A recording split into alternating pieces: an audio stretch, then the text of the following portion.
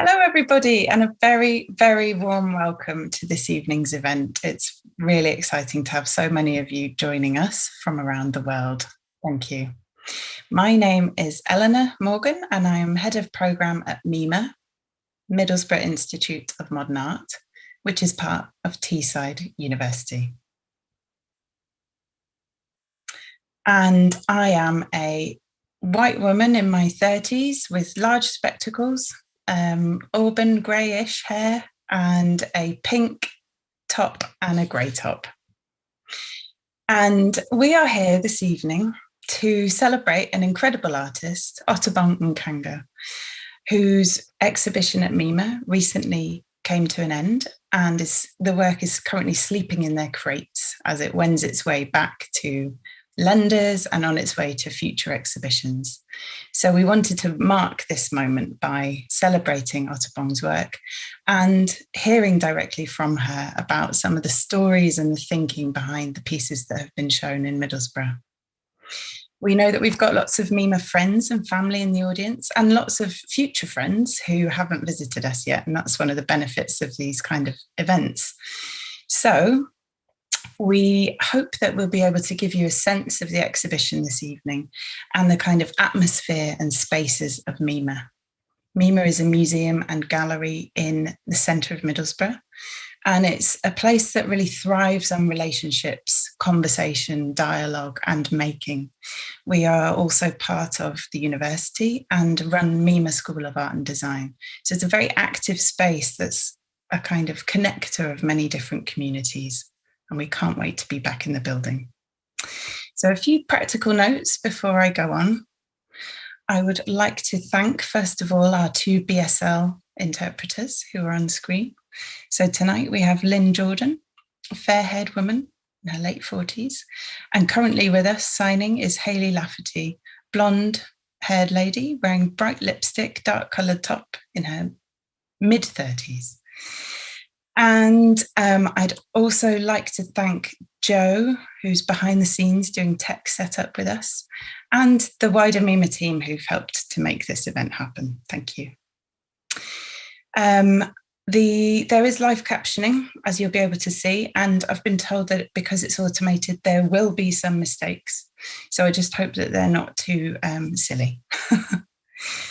Okay, so one final thing, we'll also be recording tonight's event, so please do pass that on to anyone who wasn't able to make it. So the shape of this evening's event is that we have developed a short video of the exhibition to try and give a sense and a walkthrough of the works. And following that, we'll hear directly from Otobong Nkanga from her studio in Antwerp, which will be fab. And Otobong's going to hone in on 4 key works from the exhibition and give us some kind of insight into those. And then we'll open up to a Q&A. So please do type your questions in the chat there, and they'll be picked up and we'll try and answer as many of them as we can.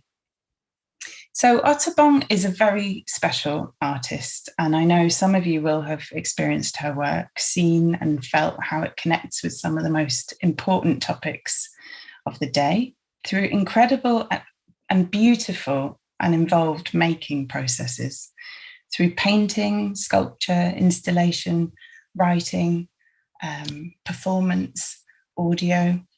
The ways that Otobong works are really multiple, and the themes that she explores cover all sorts of very prescient things for this moment, including human relationships with matter and minerals, the interconnectedness of all things, and how the long legacies of extraction of materials and wealth continue to play out and are in fact renewed today.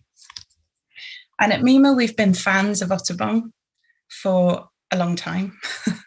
We've experienced her works in exhibitions such as Documenta, where she showed an incredible networked piece, which was called Carved to Flow, really I suppose, highlighted and activated different knowledge systems and trades.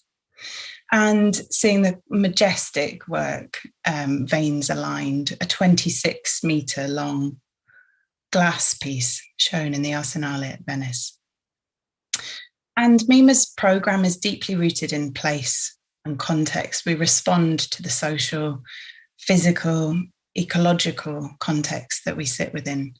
And we could really feel how Otobong's work resonated with the industrial histories of mining, engineering, and production that really characterise the history of the Tees Valley, as well as the movement of materials and people through our river and our port, and the complex labour relationships of the place.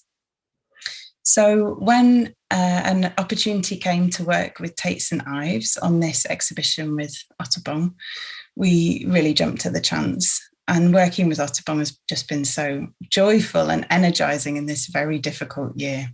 So we wanted to share some of that joy with you this evening. And we've been very grateful to colleagues at Tate St. Ives and the director and the team there as collaborators and fellow travellers on this project. So it's an event in a way that's tinged with some sadness, because it's a year since we were installing the exhibition with Otobong in the galleries, you know, singing as we worked together and figuring things out and really enjoying being with the works in the space. And I have to say, it's one of the most elegant and thought-provoking exhibitions that have happened at MIMA since I've been there. But it was seen really for only about 6 weeks by our publics. And we've not been able to have the launch events and the performance that we'd planned. We do feel, though, through this period, a very deep connection with Otobong and with her work. And we hope that we'll be able to continue our relationship with the work and with the artist.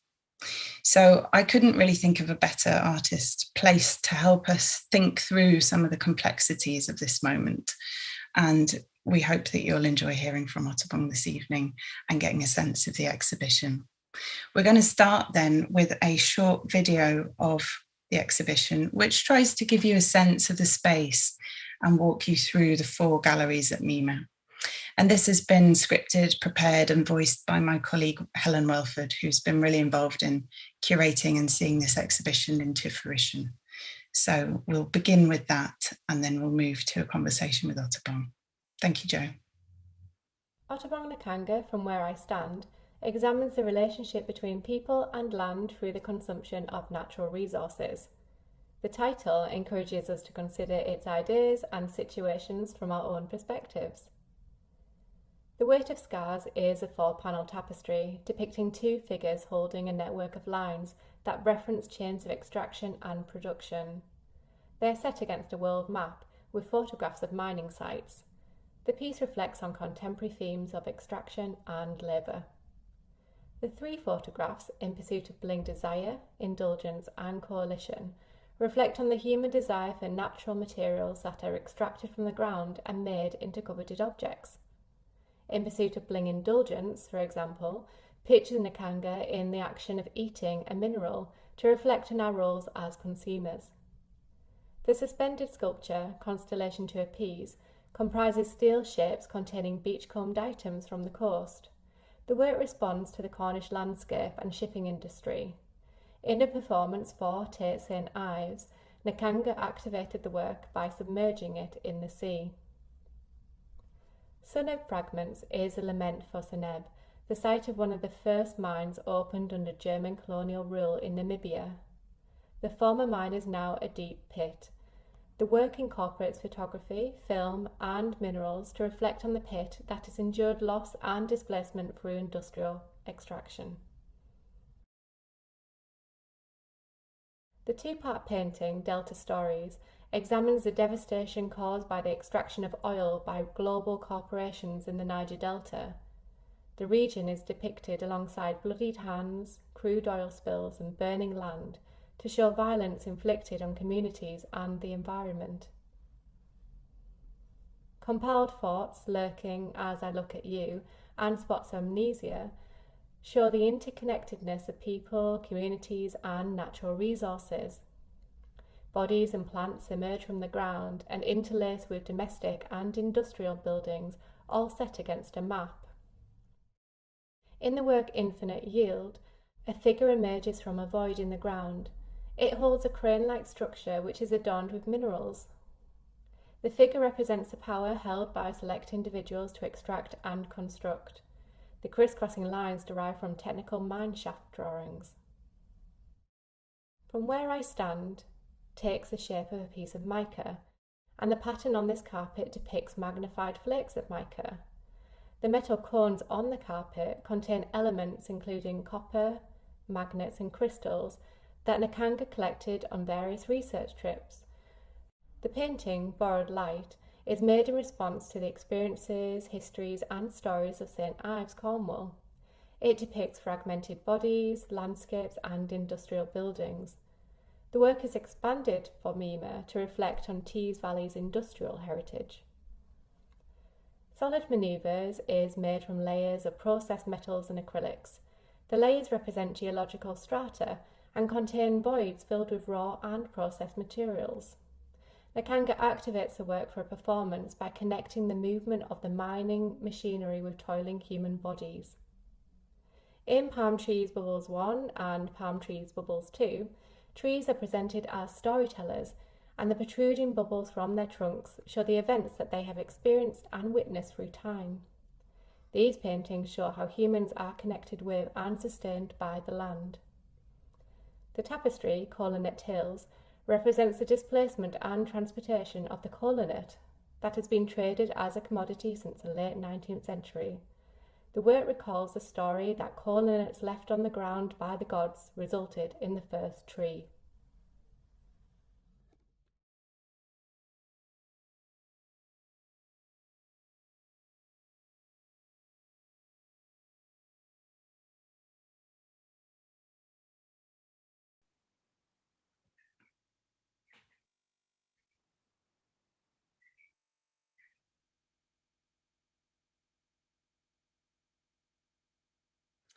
So I hope that gave a sense of how some of the works interact together in the space and how they felt physically. And I'd really like to pass now to Otobong, who is joining us from her studio in Antwerp. And we've invited Otobong to give some background and some of the stories, some of the thinking processes and making processes that have gone into just a handful of the works in that exhibition. So I'll pass to you, Otobong. Thank you. Thank you so much, Elinor, for this. And I'd like to thank MIMA and thank everybody that's been part of the process. And so I'm very happy to be here and to introduce myself. My name is Otobong Nkanga. I'm female, in my mid-40s. I'm an artist, an African woman from the Ibibio peoples, from Nigeria. I'm living and working in Antwerp, Belgium. I'm wearing a green top and a black blazer, and I wear glasses and I have brown eyes. So that gives a certain introduction of myself. So before I will start, I will then open up the PowerPoint and try to share this with you. It's such a pleasure to be here. And so I'm opening up my PowerPoint.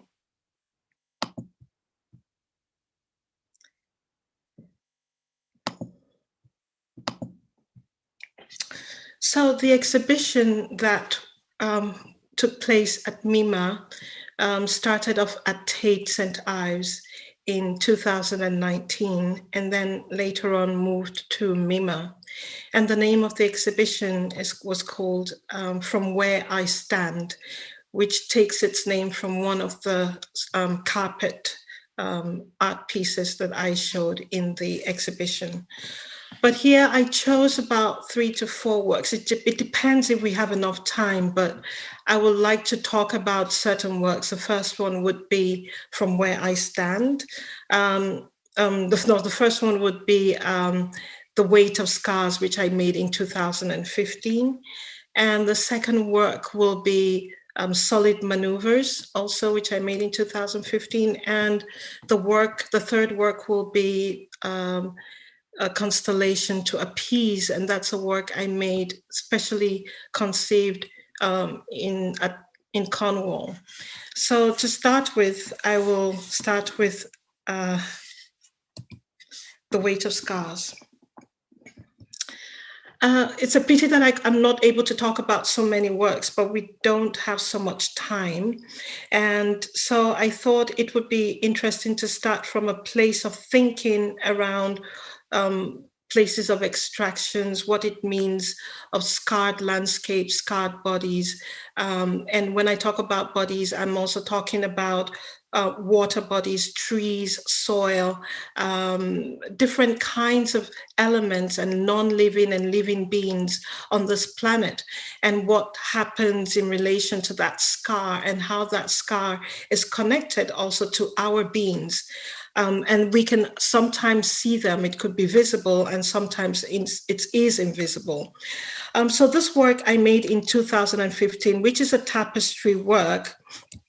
And this work contains photographic images that are put on the tapestry. The way I was thinking about this work when I was making it was to really reflect on using a case study after my field trip to Namibia, to the things that I noticed, and also where I felt the scarification of the landscape was very heavy. So I visited mining emptied mines, for example, like the Suba mine or the Kan mine. And these mines were emptied out. And what I felt remained was actually the scars, the traces of things that were once alive, the residues of elements that had been put in place to allow for extractions, and the remains of buildings that were used to house people and goods. And so what we see here would be, for example, this image I'm showing you is part of the tapestry, and on the tapestry are photographic plates. And this image is actually one of the early mines that were used by the local people to extract minerals and to extract the kinds of malachites or azurites or iron or copper materials that they use for their jewelries or they use for their ornaments that they needed on their bodies or cutleries or things like that. And so for me, I started visiting places or early mines to see the difference between the spaces that were places of extractions by local people and what happened once we started looking at bigger industrial kinds of ways of extractions. So one of the things that was very interesting was to realize that the mines that were extracted, or the mines that were dug out by the local people, were more curved or more rounded, and it showed like where they needed to just take the mineral and they would leave the rest behind. So they just carved out what they needed from these mines without having to blow it up. And as I looked at the Sumet mine, we start understanding that this other mine was a place where dynamites were used. So you destroy everything and just take, and then from that, leave the rubbles and the debris, leave it in ruins, and just take out the minerals that you need, but the rest it's already destroyed. So that way of extraction, for me, came with thinking around that notion of scarification, the scarring of a place, the destruction that becomes 3 times, 4 times more than what is actually needed. So you destroy a place to just take out just to take out a few minerals. And so here I'm just showing a few images of the work. The work is actually about 6 meters by about 2 meters 50 high. And it's a 4-panel tapestry that is also looking at that relationship of borders, lines, but also within the tapestries are the circular elements, which allows me to enter into the world of dreams, or the world of something that is yet to be formed. So there are this layerings of territories, but also the circular, colorful bubbles are also layers of a more mental space. The two men that are struggling with this structure are trying to restructure the elements. So for me, it was also thinking about the same people that are destroying are also the same people that then start talking about, oh, how are we going to restructure this, or how are we going to put it back in place?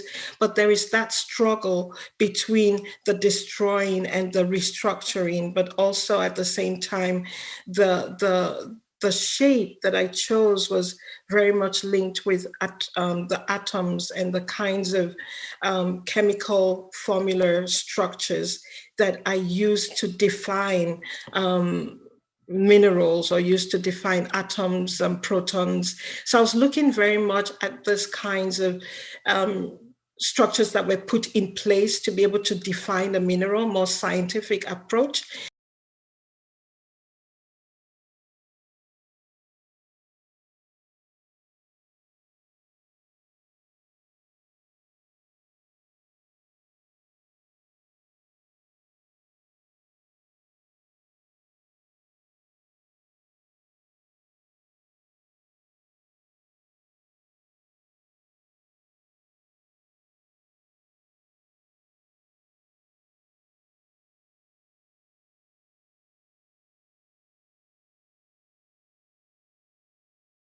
How these are marked on the rocks themselves. So these kinds of thoughts were clashing with just the natural effect of things, and how the climate, how the environment also shifts as the wind and all the elements are affecting the structure around it. But those were elements that I was thinking of, not only by what man makes and what man shifts, but also by the natural effects of things, and how these two actually come together to be able to define the landscape. And while actually observing and also thinking of the work, The Weight of Scars, I was also at that time reflecting on how do you render that notion of a negative space, a space that has been holed out, and what does that mean in relation to a mathematical calculation of the whole, and then what is actually erected. And so, of course, when you travel and you visit different places in the world, we start realizing that the higher we're building, the bigger we're building. What does that mean to places that the material, the minerals are being extracted from? And so I can imagine a place like when I was in Shanghai, or if I'm in Dubai, or we can also look at buildings that, you know, we use so much glass, so much metal. And what does that mean to places that we do not see? Places that we do not have an idea of how deep the hole is. So I'm imagining that the highest building in the world, maybe it could be the Burj Khalifa or the Shanghai Tower. What does that mean in relation to holes in the ground? What does it mean in relation to mountains that are being slowly cut down? And what does that mean in relation to a landscape that will shift and change, and how does that connect to the effects and the trauma of a place and a people? And so while thinking about that, I worked with students in Portuguese to be able to make this work called Solid Maneuvers, which you see here on the screen. And this work is actually a constellation of different elements that come from the ground, like the mountain, the minerals, the heavy minerals, the ores, but also things like salt, and also things like makeup. And all this element contain either soil, they contain minerals, they contain talc, they contain mica. And so it was to make a work that is actually the mountain, but in a positive form, and also in a form that has been processed. I think if you, I will come back to the screen, to the shot. So with the students, I decided to make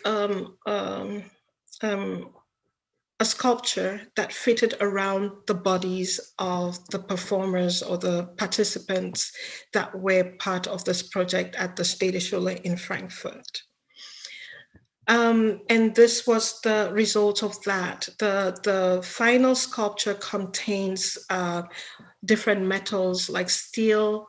It's layered with different metals: copper, steel, brass, aluminium, and sandwiched with acrylics, which are also talking about petroleum products. And in between the sculpture, you had vermiculite, which is a kind of mica that is used in the agricultural sector and also in the building sector. You have salts and you have makeup. I was thinking of different layers that were connected to the things we swallow into our bodies, the things we put on our bodies, and the things that we use to construct and to build. So these three elements are connected within the sculpture. And during the performance with the participants, we did there was a whole kind of connection that was linked to the notion of labor and what that meant in relation to the extractions of minerals and goods. And the performers, we actually imagined ourselves as the first machines that could actually inform later on other machines, the industrial machines that were used into automated machines. So the connection of the mechanical into automated software was connected with the way of imagining the performance. So the performance would think of the first early gestures of actually making, which could be a notion of clamping, a notion of digging, a notion of holding, dropping. So there were all these terms we were using for the performance, in which at the top of Porticus, it was, I would sing a song, but that song is actually the codes that were used to be able to shift the way the bodies will be working in the performance. From that performance, I then took all the different elements to create one performance that I could perform. And this performance, which is a solid maneuver performance, actually brings in the voice. So there's storytelling, there's the notion that is connected to labor, to the swallowing of minerals, and which we could talk about maybe magic, but in a certain way, when we take vitamins or we eat plants, or what we're eating contains actually a lot of the minerals that we're using for everyday life. So that interconnection of the body and the minerals and the things that we swallow in so that we can actually function. If we don't have enough magnesium or enough potassium or enough iron, what does that do to the body? And I remember during the time of making this work, also being some years earlier, also being anemic and craving for iron. So you get to realize that the body, it's a very delicate balance for us to exist through these kinds of minerals that we need for the body. But at the same time, could we imagine that the landscape is also in that process of needing that balance for it to be able to live and produce or exist with that balance. So once that balance is destabilized, what happens around that notion of deficiency? And I think just being sick in the body allows for one to maybe project and understand what it means in a certain way when the landscape is sick. And when the landscape is sick, what does it do to the gestures, to the energy, to the movements, to the collective memory of a place, and also the existence of ways of existing within a place? So that work is very much intertwined with thinking around the body, but not also the body, but also about the kinds of elements that are slowly disappearing, eroding, slowly being used up, and the disbalance within this landscapes and the different kinds of bodies, the water bodies, the soil bodies, the trees. I mean, there's so many things that allow for a certain equilibrium of the body and of the landscape. And once that is destabilized, what happens? So for me, it was very interesting to start thinking around that when putting this work together, and also with the participants and students of the Städteschule to reflect around what is the monument that will be left behind, and what do we consider as monuments at this point in time. So I will go forward and just show a bit how it was installed in Portuguese. And here I created a landscape that was the crushed heavy sands taken from mountains, and also mixed with vermiculite, and created the soil that was the residues of a crushed mountain itself.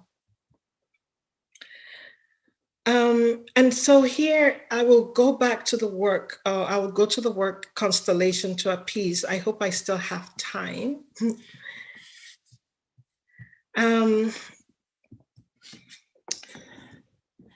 Constellation to Appease is a sculptural work that I made in 2019.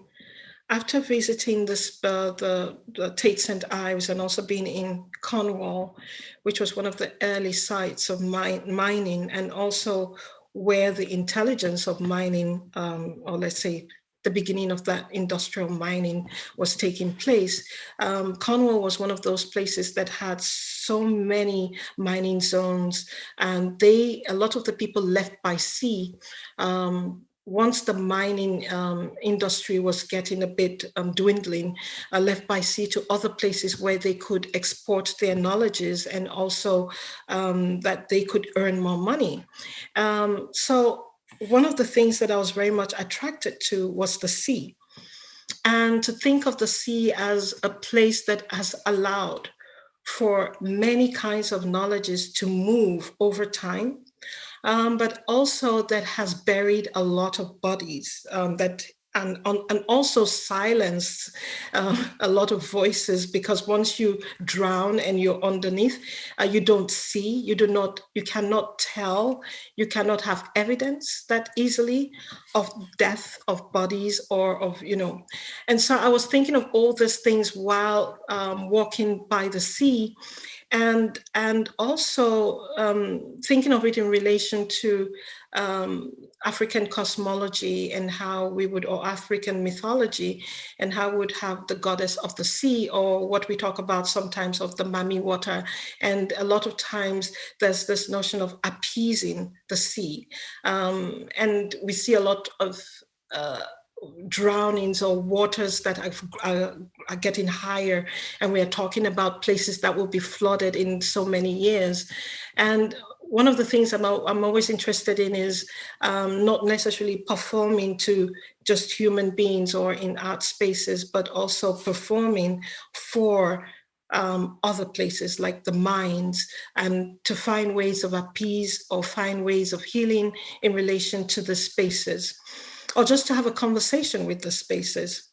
So I made this work called Constellation to Appease, which are kind of polygons. And within the polygons, you would have elements that the sea has spat out. So what I did was walking along the seaside and collecting all these different elements. And I also asked people that were working in the museum that when they walked around, that if they saw something that the sea had spat out, that would it be possible to bring them? And then I added it to the sculpture. So here are ropes that come from the fishing, there's some tires that were added. There were different elements that were added to the sculpture. But the main idea of the sculpture was to be able to use the sculpture to appease the sea. And we worked with different young performers from the area. And I also met with the bards, the Cornish bards, and to be able to understand a bit more the histories. And the bards are the ones that guard the histories and the stories and everything that is around the Cornish culture, because the early parts of the history of the Cornish, they also had the English language, and the English kind of took over this region. So the bards are they are there to kind of preserve that history and preserve that memory and to transmit it to younger generations. So I was very much interested in the kinds of songs that were sang to the sea. In relation to it's the stories, stories, the songs, the stories about landscape, about the sea, and they were able to bring out the stories and also the songs. So when we were performing for the sea, they would sing with us, sing while we were being with the sea, and they would sing the Cornish songs, and we spent the afternoon with the sea and with the elements, and would dip it back into the water and spend time performing for the sea and appeasing it for everything that has happened to it. And then later on in the evening, the object was brought back into the space and hung in the space. And while bringing it back, we were singing also, and we had a kind of polyphonic moment of singing and having this object put up in the space.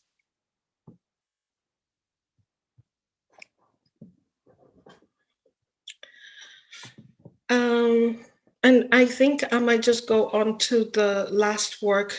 I did not talk about this one, but this is where the title of the work of the exhibition came from, which is From Where I Stand. And From Where I Stand is a sculptural work, but also a carpet that is 11 meters 63 long by about 6 meters 23.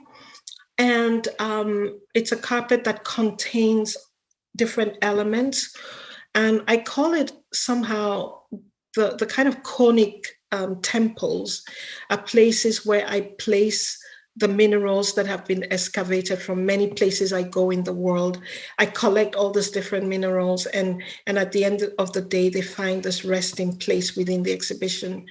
I normally invite people to be able to go on the carpet and spend time with the elements and just have a moment of contemplation, and have a moment where they stand and they look from this perspective, and to be able to reflect from their own position about the materials that are around them, about the way of composition, the resting place of a mineral, the resting place of an element. And there are all these little structures that you see in the space.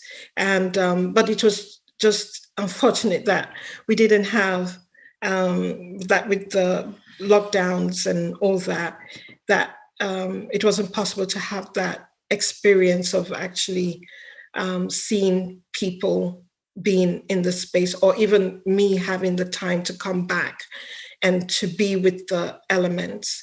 But it was thinking of the exhibition from a position, and that position, my position of how I look at things, or from where I'm standing, what does it mean? And when, as a visitor, when you come into an exhibition space, or when you're with an element, from that position, how do you think, and what are you looking at, and what are you reflecting on? So I think that's where I will stop my talk today. Thank you. Amazing. Thank you, Otobong. So can you hear me again? Yes, I can. Perfect. Okay, so now we would really like to invite some questions from the floor. So if you could type your questions into the chat on YouTube, then we'll answer as many of those as we can. But of course, I have a million questions for you, Otobong. And I would like to start, I think, with a question about scale, because you gave a sense in that talk about the different scales on which you both think and work. And it seems to me that your work shifts between these very, very micro scales, the structure of minerals, you know, and kind of really blowing that up and exposing those structures within the work, but then connecting those conceptually, metaphorically, to global concepts and structures, and that this appears through a number of motifs in a number of works of yours. So could you tell us something about how you think about scale and how you think about that micro and macro? Yeah, I think one of the things I'm very much interested in, and I realized that over time, was that I was very much interested in structures, how structures work, how things work. And of course, coming from a place like from Nigeria as a kid and also as a teenager, I think the idea of there's so many structures and so many ways of doing things. And I think when you live in a place that there are about 200 or almost 300 languages, then you have to really find multiple ways of like doing and also of being and tolerating and loving and hating. But once I came to Europe, I think one of the things that I noticed was the struggle to understand the structure, to also understand what it meant in relation to laws, in relation to taxes, and everything seemed to be in a certain way. It felt like there were no loopholes. It felt like everything, you had to follow it. And if you're not, you're punished, or, so there are all these kinds of ways that I was trying to understand structure. And I think that has led me to think about the work from a much more, a range of scales, to be able to understand that the scale of something, let's say a specific law, can be expanded into the lifestyle of people, that it can be expanded into products that you eat, that it's not just something that stands on its own, but it's something that it's rippling into every sphere of your life. And so when you're thinking like that ripple into every sphere, what you're eating, what you're drinking, the water that you have every day, the taxes that you pay, all this kind of things, then you start imagining that, okay, what if I do this within the work? Or I start looking at the sand, for example, this grain of sand.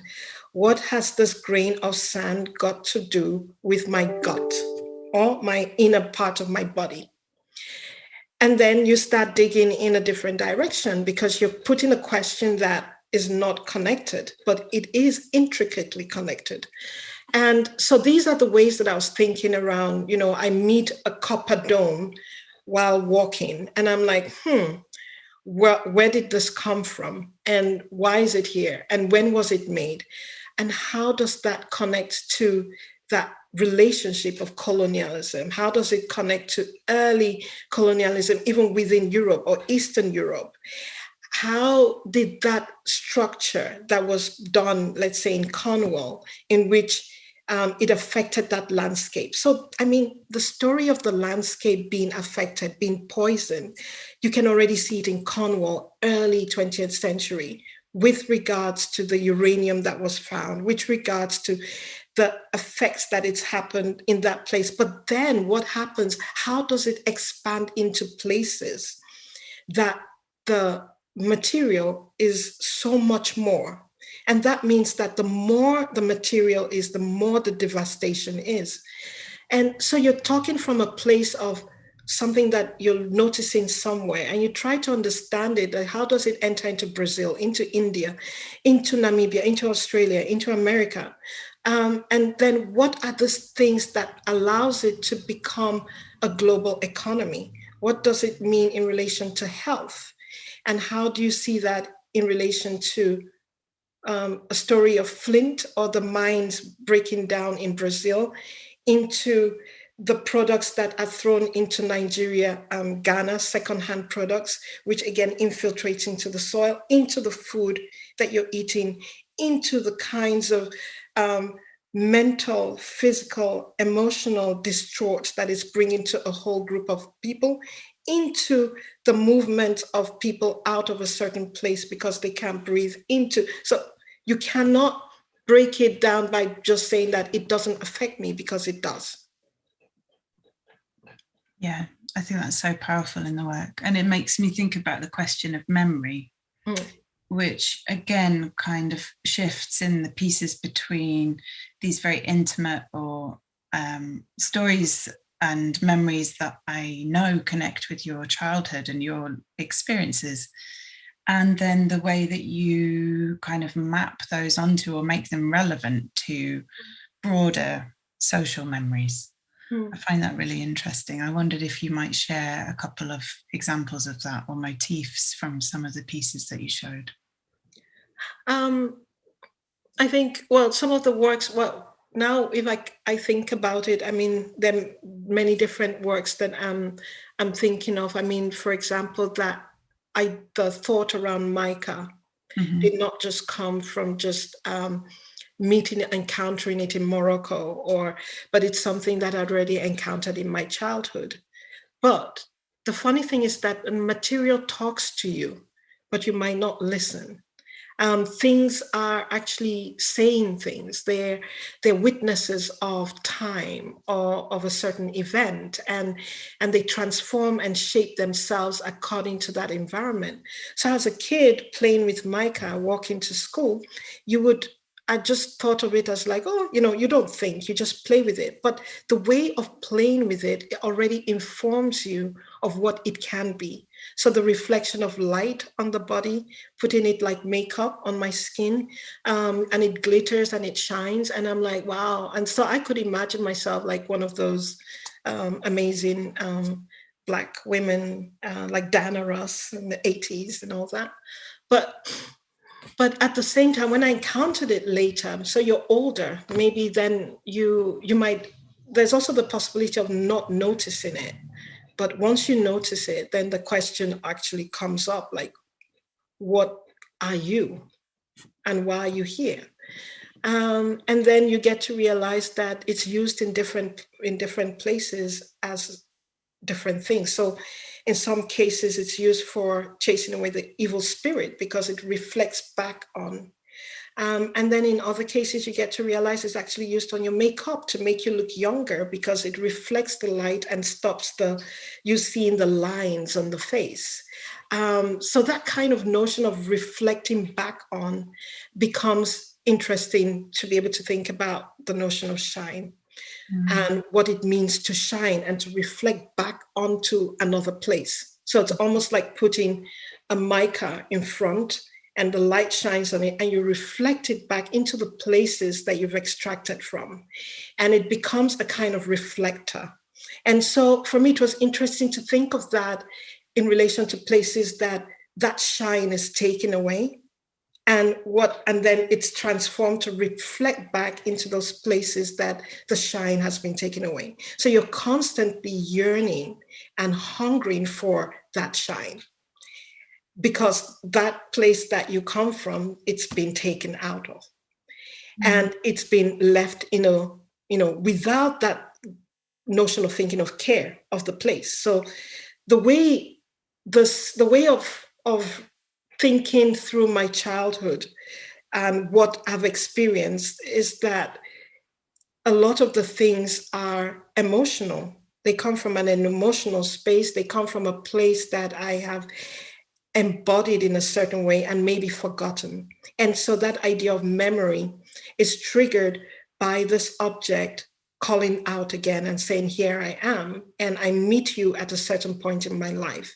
And I might decide to walk with you, or to lie with you, or to hide with you, or to expand and try to be a voice for the material, or to appease, or so they're different, or to care for it. So there are different ways of actually making work, which is not necessarily everything goes into the museum, but some things are made for you to keep and to care for, or to work with others, or to share as an educational tool. So it brings up many ways in which that material can voice through you what it's trying to say. And that takes me then to a question about the voice, which is so important in your work. And you talked about the performance in St. Ives and that idea of the polyphony, but you also write poetry, which is a different kind of voice. When you're using your voice and working with the voices of others, do you think of that as a way of channeling or expressing some of those voices that you describe in the materials and the matter that you work with? Well, I think there are just many kinds of voices, and through poetry, I find it maybe one of the ways of connecting very much deeply to the emotion I feel about something, and being in and out of myself and with the element that I'm working with or thinking with. But there are many kinds of voices, and there are voices that are not heard, voices that are inside of you, voices in your head, and voices you want to share and voices you want to keep secret. And so for me, it's a bit of a challenge to know which voice I want to use for what and when. But sometimes I feel that it could be, I could take the place of a material and hope that I'm able to hear what it's saying, and hope that I'm able to at least not say what it is, but kind of open up a place to understand the multiple possibilities of what it's going through or what it is. And then there are certain moments it's just a pure cry. And certain moments it's just a declaration of love. And certain moments it's a moment to appease and to beg and to pray and to appease, let's say. And I think that's how the works also get their titles, which are very much coming from the place of the core of what I'm feeling in relation to the work. So if it's the weight of scars, it's really about a weight that I feel and going through a landscape and feeling that weight on my body. And then how do I translate that weight into work? Or if it's about a solid maneuvers, it's really talking about the maneuver and how the maneuvering of things and how those things become solid again, from the crushing and the emptying to the grinding to the non-tangible particles that are going through the body, and how that changes again into a solid piece of copper, how liquid is shifting into a solid state, and how that labor and how the body adjusts and also tries to accelerate the gestures that we do into something that can be accelerated 1,000 times.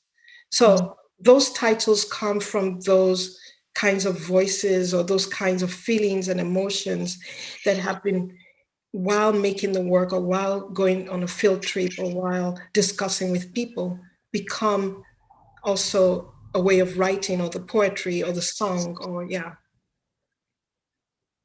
amazing. I've got so many questions sort of whirring around my head, but one of them I think is maybe a more grounded question about the perhaps unusual combination of materials and processes that you use. So we've heard already about using building materials and the materials that go into makeup. But then you're also, collaborating with others to make these incredibly intricate textiles, tapestries with yarns and threads that wouldn't normally be used in tapestries. So I suppose it would be interesting. I think there's also a lot of artists in the room, and it would be interesting to hear about how do you know or land on the right materials, the right processes for the right ideas, and also what kinds of spaces do you make work in? Okay, I don't know. Sometimes I dream it. I'll just simply say, sometimes I wake up and I've dreamt it. It's there, it's clear. And then I just make it. I'm like, okay, this is what I'm going to do. And I'm doing it. And I don't care. The thing is that I decided at one point in time, while I was making work, that the first idea I have, I will push through. I'm not going to have like 10, I might have 1,000 ideas, but the first one, I'm just like, it doesn't look good. It's really crap. It's cheesy. It's horrible. But I'm like, I'm doing that one. And so the moment I decided that I was just going to go with my first idea, and I got to realize that all the other ideas kind of fell into place. A lot of times I feel that I want to say something, like, for example, the work in Veins Align, or even the solid maneuvers, how it came to be. Was just thinking about monuments and what that meant, and looking at the anthill, and then seeing the anthill making this towers in Namibia. And there were so many anthills in Namibia, and I was like, God damn. And then I started thinking of the skyscrapers, and then I was thinking, okay, I would like to make a sculpture that is talking about topography. And when I'm talking about topography, can I relate it to the mountain? And then it kind of made sense that what are the minerals that are extracted from the mountain, and then to find the processed goods.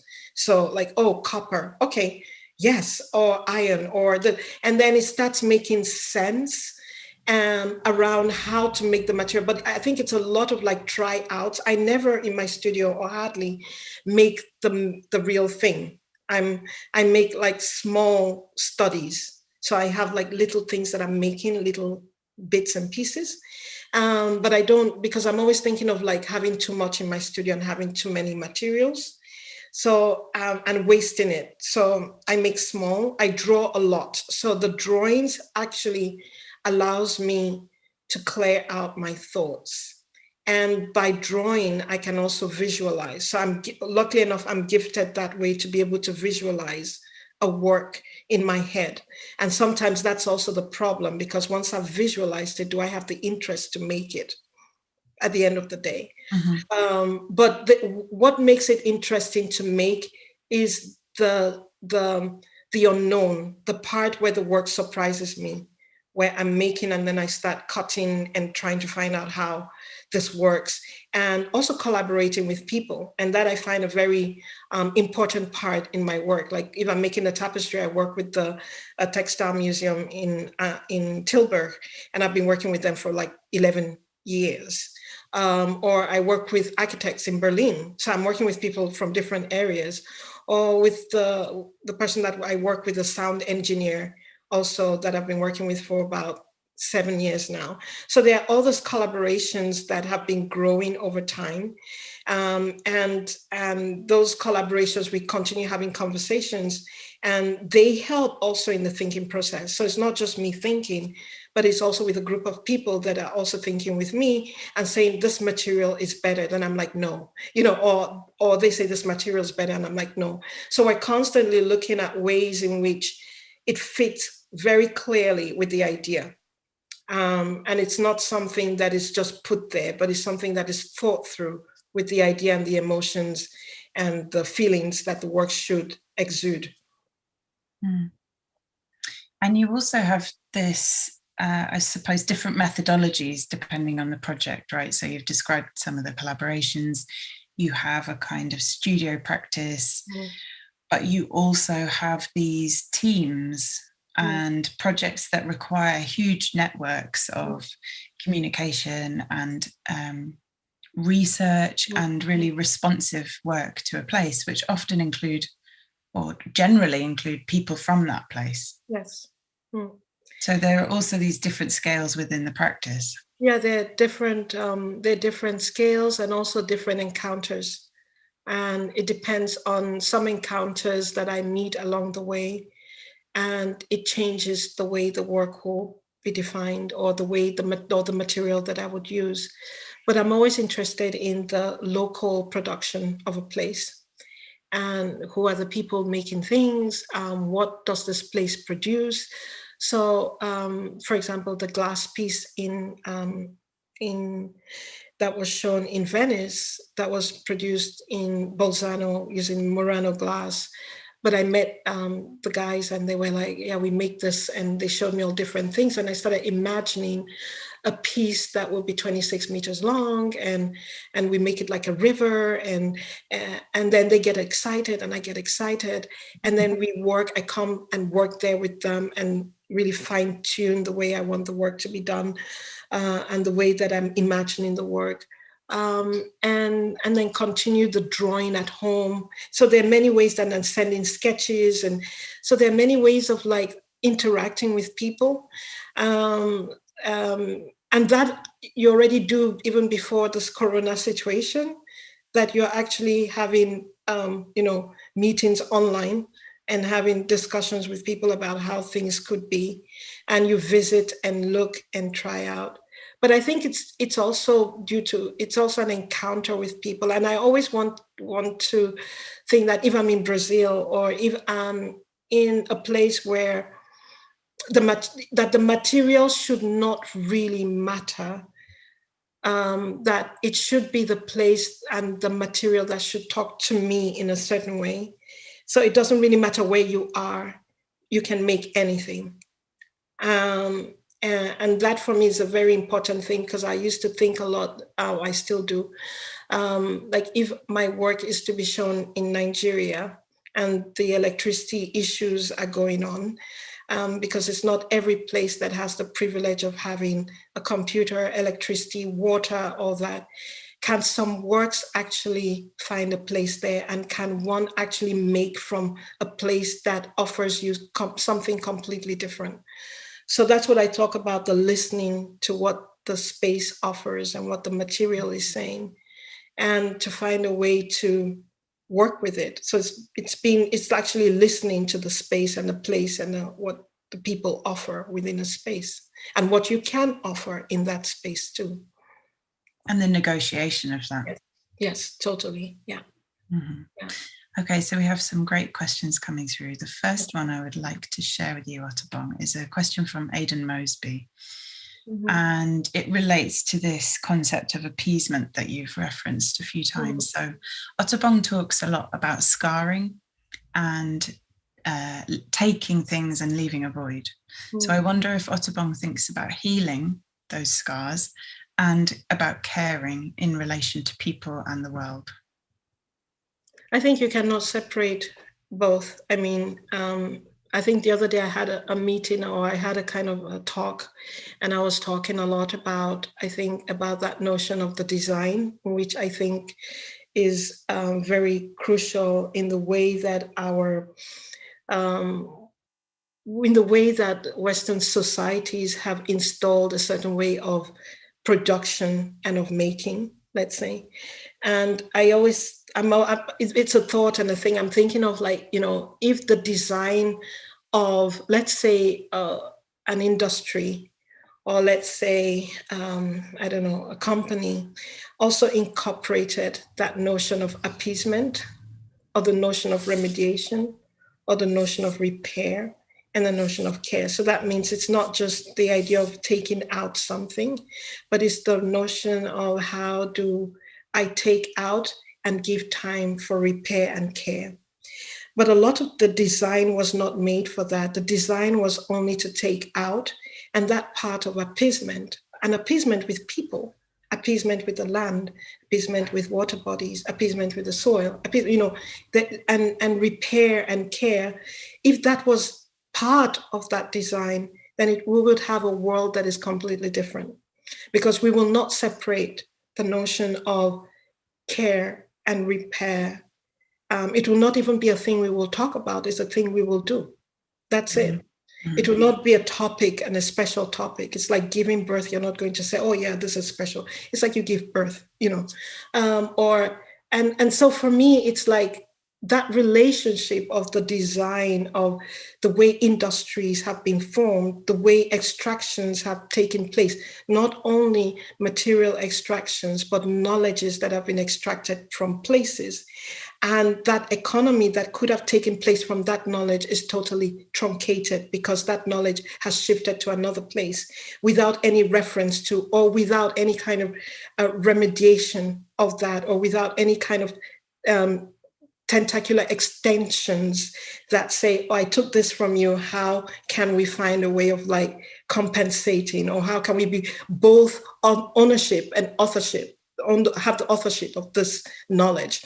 And so we get to realize that that notion that we're talking about of appeasement for me is so crucial in thinking about how to work in the first place and how to design for that it's not separate from, but is part and parcel of. Yeah, amazing. There's a question here from Hermione Spriggs, which relates to that. So they say, I really appreciate these thoughts around reciprocal scars in the landscape and the body and how to begin healing them. Have you found scars in our local landscape that need urgent attention? And I'm not sure where this person's writing from, but I guess they might be speaking about Teesside, the Tees Valley. Mm-hmm. But perhaps you might also want to answer that in relation to your location, since you didn't have so much time with us in the end. Yeah, I was meant to come back. We just closed it when everything was shutting down. But I think every part of the world has those scars. Every part, and they're not just a scar of today, but we also see, if we have to look at archaeology, like the archaeological finds, or like the geological stratas on land and in sea contain the different scars over time. So we have to look at it from a place that is not just our time, but something that is linked to deep time and deep, that is linked to that kind of extension of time. And we see those layers and residues of different times that have been piled up and left. And we have that in the natural museums as ways of looking. But I think every place has a scar. And I think that's why the struggle that we're having on now with like the separation of thinking about colonialism and the notion of decolonizing is not just meant for people that have experienced that colonization of that in their landscape and in their place, but in places that have colonized other people. So if we're thinking of Europe itself, it has an emotional, and it has it has a scar that is not only within the landscape, because it started anyway, its notion of colonization on its own people before moving out. So there is a scar even, and we see it also in relation to the struggles in Europe. If we have Brexit, it was due to quite a number of those scars that are in relation to Europe, in relation to its histories. So those scars are there in relation to even the places that, in relation to Cornwall, the Welsh, the Cornish, they still have to deal with these histories. And then we can extend it to Eastern Europe. Then we can extend it to the relationship North-South, Italians with or the Irish, and then you're looking at, and then it extends out to the world and the way, for example, colonizing 150 countries. What does that mean? So the scar is within this place, and it's also within the places of infliction. The scar is within the places where you need to constantly have power, but at the same time, you know that power has its limit. And because of power, one imposes and fractures other places. So that scar, that dent, is in each one of us. The trauma is in every one of us. But the thing is that, does one or does a society want to look at it and deal with it? and sort it out and find ways of appeasement, not only within its society, but with other societies and other groups of people that it has imposed its power on. So for me, that scar and that notion of appeasement does not only relate to that landscape and the different elements, but it also relates to the psychological states that we are all in, and that creates this kinds of like tensions which play out and we see today. Mm. And this is why I think your version of, or your notions of monuments is so powerful, because it's also something that's reciprocal and shifting and not fixed. Mm. There's a question here which relates to what you've just said, Otobong, from Megan Bevan. And Megan says, thank you for your wonderful talk, Otobong. Sooner, a former mine reoccurs in your work.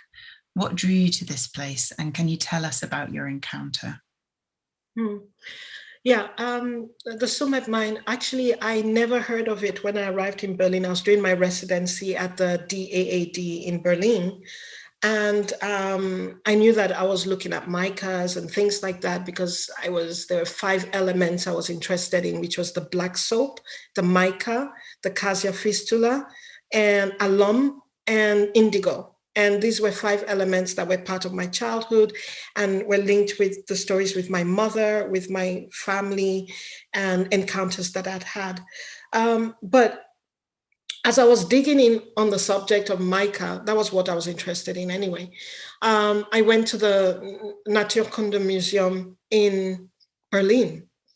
And then I started looking, I fell upon the malachites, and I noticed that all those minerals in the drawers had Sumet mine. And then there were certain things I was reading, and I read that the directors of the mine were also the directors of the museum. So I was like, whoa, how does that connect? And so I had this desire to really go and visit this mine and to understand what this place was. And it was called the Green Hill. And by visiting it, I think it's one of those times you really get to feel the body of a place. That you feel the emptiness, and you feel also a certain kind of timelessness, but also a sense of something waiting. And meanwhile, you see things trying to grow. So you're seeing like a possibility of life, but you feel the deep sadness of death. And you also, because it is so hot, and you realize that this mine goes down up to about 42 levels underneath the ground. So I was able to enter into the mine, which was quite humid and water dropping and very moist and damp and very hot. And the humidity level is high. And then I started imagining how it must have felt for the locals to work under those conditions. So it was not only feeling the body of that space, but it was also putting your body in that, and your body starts reacting. And when it reacts, you start thinking of the thousands of people that worked in it and what it meant to be underground, not seeing the sun, and being in extreme heat and humidity. And then what it means also when all these elements are taken out, and the relationship between the place of labor and the material that you're consuming is completely truncated. So that the sea becomes the place of erasure, in a way. Once it enters the boat and goes over to the other side, that erasure takes place. The memory of that element takes place. And that is very much linked to how bodies, human beings that were taken out of the continent for labor, how that erased the memory. And so that erasure of people moving from one continent to another, and millions of people to millions of minerals. What does that mean in relation to that memory, in relation to the labor of the space and what, so Sumet becomes like the extended, emotions is not only related to that place, but it's related to the journeys that you've taken to get there. And when you meet the sea and the place of depot, let's say of the materials leaving, what it meant by looking out at the sea. Mm.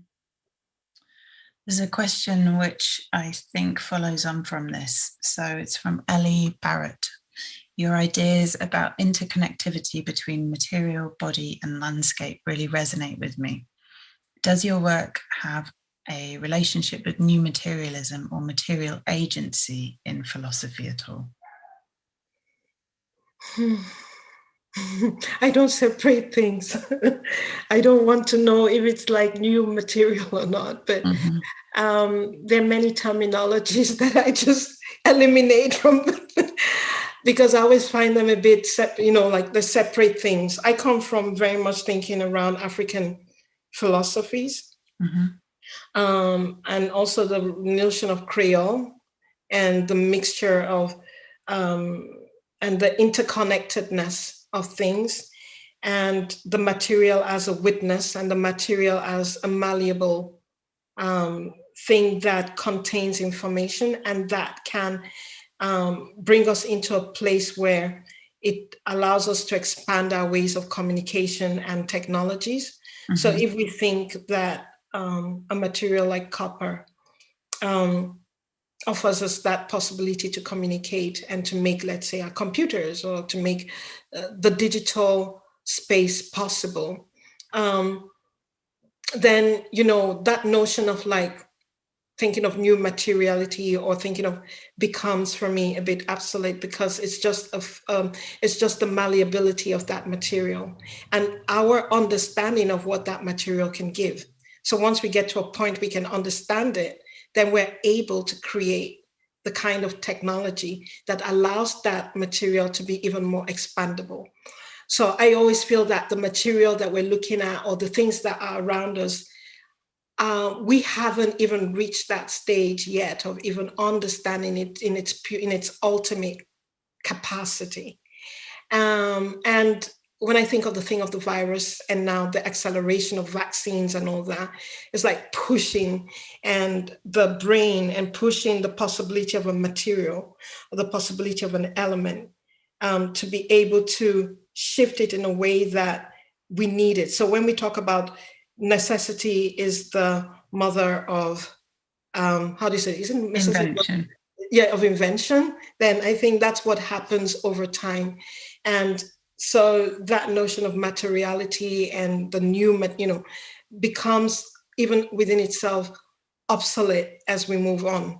I don't know if I've answered your question, but that's the way I think about it. So I don't really look at terminologies and all that.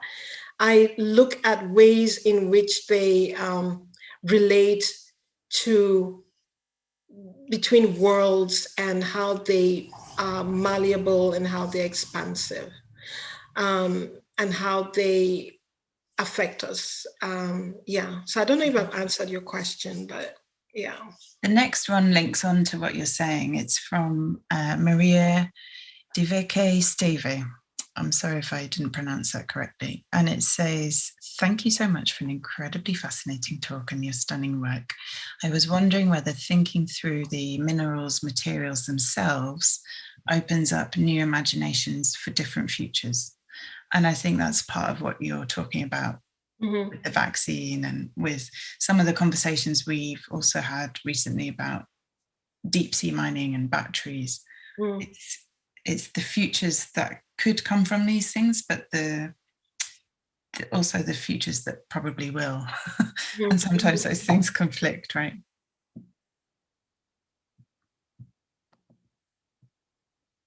Hello? Can you hear me? Yeah, I can hear you, yes.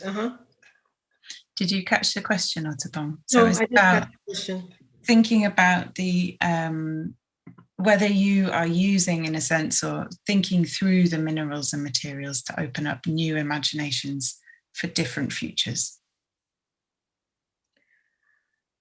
I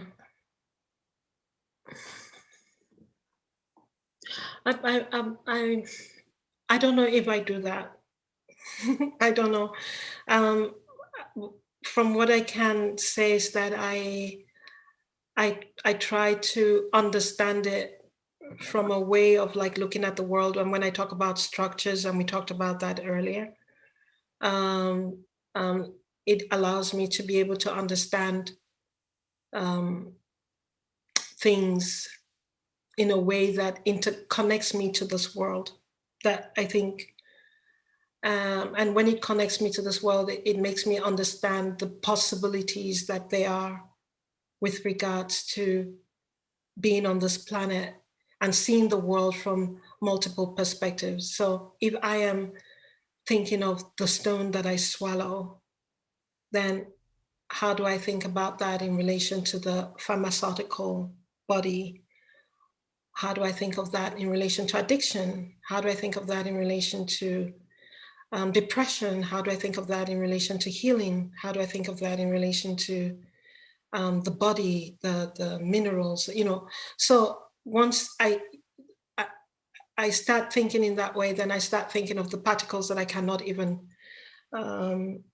grasp because they're so invisible. And when you're in a place where you sneeze and your breathing becomes stalled or affected, what does that mean? So I think it's just being connected to being aware of what your body is reacting to, and being in multiple places. What does that mean? And then bringing it down to when you also look and read about things that are going on in the world, you start understanding that what a lot of times what we're looking at is not necessarily the cause, but only the symptoms of the thing.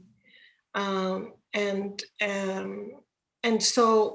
when you start looking from that perspective, I think then at the end of the day, you're opening up different ways in which to be able to approach or to look at things.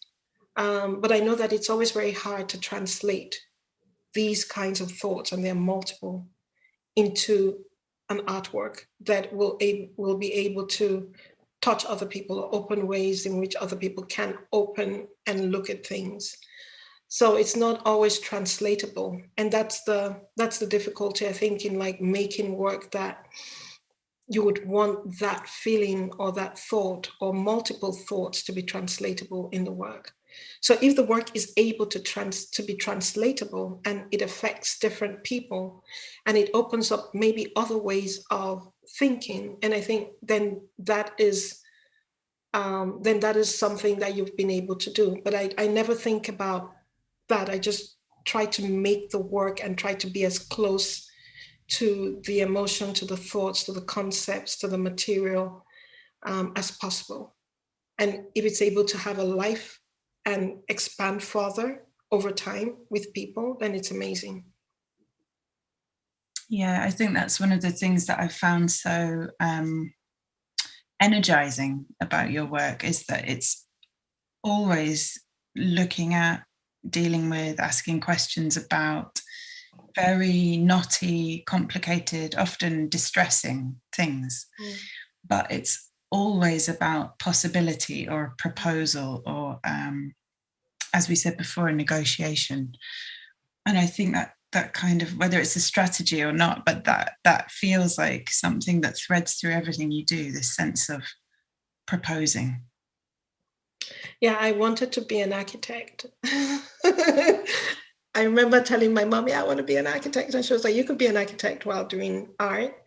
And I feel when you're talking about architecture or building structures or things, you want it to function. There's something about, I think, the work that I'm looking for functionality. And that functionality does not have to be something that you can sit on or anything, but it has to function as a trigger in the head. It has to function as something that could also resolve, like the work Carved to Flow with the SOAP project in Documenta was also looking at support structures, but came from architecture, and thinking of how can this work be a support structure for other things, for the people I collaborate with, or for the foundation in Nigeria, or for a thinking process in spaces, or as a support structure to someone. So it starts from a place of thinking, how can this function in the world, or how can it be in the world, due to that kind of architectural interest I have. And also, when you think of architectural interest, you also think of structural interests. And so it for me, it doesn't have to be a chair, but it can be the idea that the body can fit into it, but it's not necessarily a chair, right?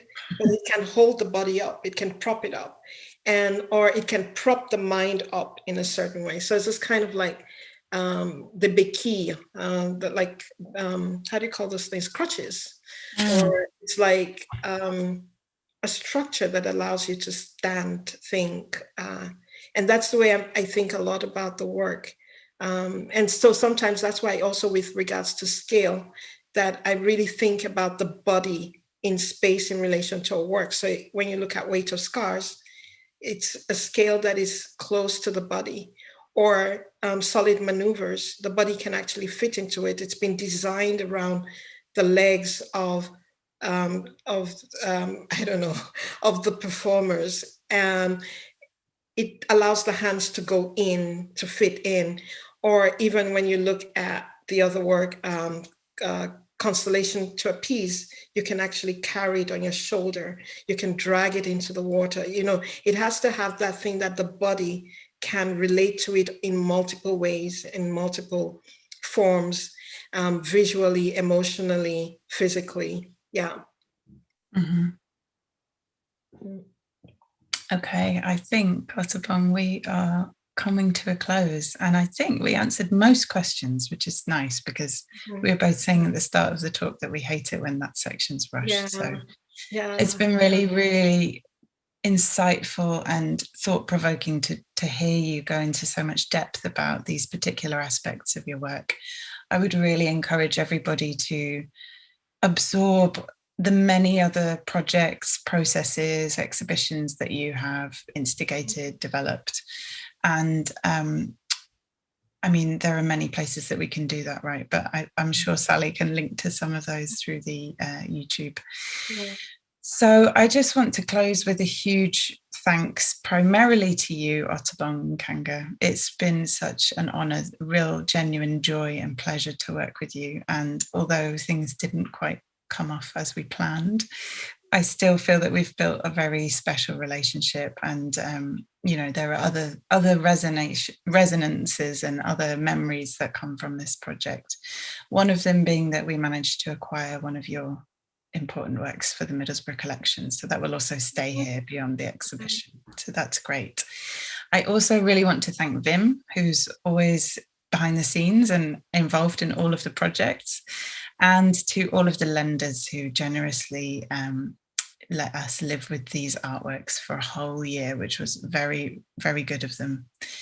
I have to thank, and I'm very grateful to Anne Barlow and the team at Tate St. Ives, who initiated this project, who developed the original concepts and the curatorial vision for it, and who've been really supportive of MIMA throughout this whole process. So thank you.